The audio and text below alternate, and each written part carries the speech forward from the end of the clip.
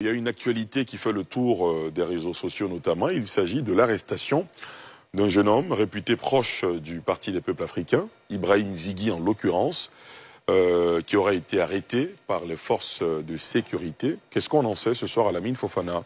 À ce niveau, on n'en sait rien, pour dire vrai. Donc, il n'y a pas encore de communiqué officiel des différents pouvoirs publics légitimes en la matière. Mais ce qu'on peut dire, c'est qu'on est encore en attente pour qu'on puisse faire toute la lumière sur cette question.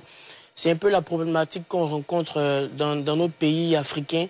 C'est qu'à l'approche de l'élection présidentielle particulièrement, il y a toujours ce fil fin entre la liberté d'expression et l'atteinte à la sécurité de l'État. Donc pour d'autres personnes, ils vont estimer que c'est un recul de la liberté d'expression parce qu'Ibrahim Zighi est connu comme étant cyberactiviste à la solde du PPACI, quoique au début il se présentait comme simple citoyen de la société civile.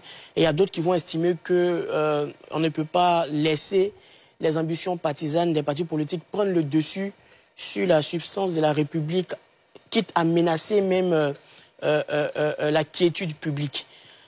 Ce qui est vrai, c'est que les populations doivent rester dans le calme. Il faut pouvoir ramollir, aplanir le discours, parce que lorsque des poursuites judiciaires sont engagées, il ne faut pas mettre de l'huile sur du feu. Donc les différents acteurs, qu'ils soient activistes, personnalités publiques et reconnues, doivent pouvoir modérer le verbe pour ne pas encenser une situation qui peut être gérée facilement ou on n'a pas encore de communiqué officiel des autorités sur le fond de la question. En tout état de cause, à titre personnel, je lui souhaite beaucoup de courage dans cette épreuve. Si la lumière est faite sur la question, on suivra la suite.